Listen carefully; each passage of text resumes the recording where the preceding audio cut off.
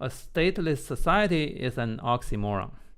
It's a self-contradictory concept that will never happen. Max Weber is probably the father of modern sociology. And I'm bringing him up because one of you, or maybe two of you, I forgot, sent me this really good video basically refuting anarchism. And while I was watching it, I was like, well, to understand what this guy's saying, you first have to understand Weber. Probably Max Weber's most famous writing is Politics as a Vocation. Most political science, most sociology courses probably read this. So we're going to start here. Ultimately, one can define the modern state sociologically only in terms of a specific means peculiar to it, as to every political association, namely the use of physical force. If a stateless society exists, how do you enforce the statelessness? In other words, how do you stop the knuckleheads who want to be the state from declaring themselves the state and collecting taxes door to door? By the way, they don't have to be a large army.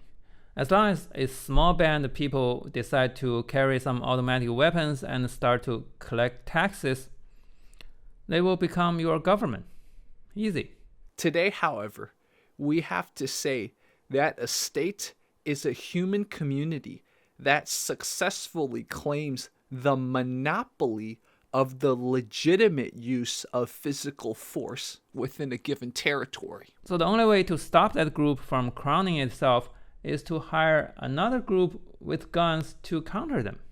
And then after some confrontation, if the first group wins, of course it will keep collecting taxes and keep being your government. And if the second group wins, then of course people will keep paying it for protection.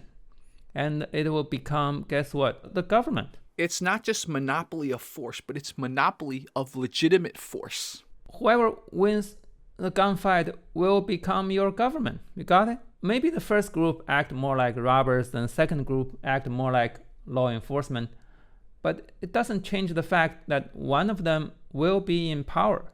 So what if the two groups have a tie? Well, in that case, they will just divide the territories and become two separate governments. So obviously, if you've been following along, you can tell what this YouTuber is explaining is almost like mob rule or racketeering. It doesn't completely fit with Max Weber's definition of legitimate use, right? The definition we need to figure out is what is legitimate. Max Weber says later, if the state is to exist, the dominated must obey the authority claimed by the powers that be.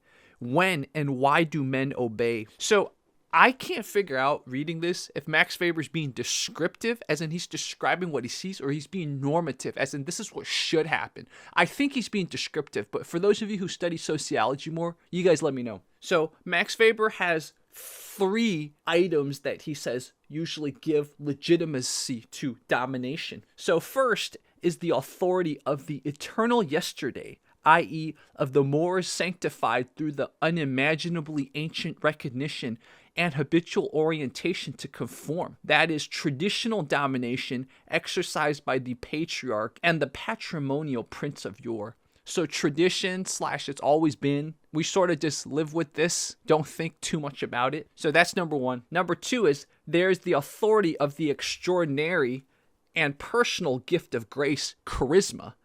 The absolutely personal devotion and personal confidence in revelation, heroism, or other qualities of individual leadership.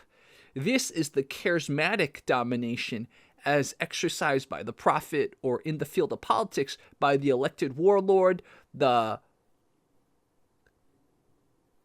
plebiscitarian ruler. Wow, never read that word before. The great demagogue, or the political party leader. So probably from this YouTuber, after a group wins out, probably the most charming person within that group is going to be the one to sort of justify its monopoly of force on you. And then there's a third one, and this is what I would call rule of law or legality. So Max Weber says, finally, there's domination by virtue of legality, by virtue of the belief in the validity of legal statute and functional competence based on rationally created rules. In this case, obedience is expected in discharging statutory obligations. This is domination as exercised by the modern servant of the state and by all those bearers of power who in this respect resemble him. So, for example, if you study law, you've read the American Constitution, any sort of rule of law, I guess, would fall into this third camp. So those are the three definitions of how a state that monopolizes force does it legitimately. The power of tradition, the power of a charismatic leader, or the power of legality of laws. If you drop 24 hardcore anarchy activists on an island, I can assure you that they will form some sort of government in less than a week. I know a lot of you like these deep dives, so definitely go check out this YouTuber Huey Li. I've been enjoying his stuff. I don't agree with everything he says, but I definitely enjoy his stuff. And it was really cool that his talk inspired me to look into Weber again, because I felt like I didn't completely grasp Weber, but some would argue that's the whole point of sociology. You're not supposed to completely grasp it or else it's falsifiable. That's kind of a joke, guys. Shout out Professor Norton. Shout out Begum. I don't know if you're a professor now. I should reach out to you, see how you're doing. Begum was, I believe she was the GA at the time. It was a very interesting course because we also read Nietzsche, by the way. Maybe I should do a little exploration into Nietzsche. I'll find a video that fits the theme, kind of like what I did here, and I'll explore Nietzsche with you guys. Thank you guys so much. Talk to you guys soon.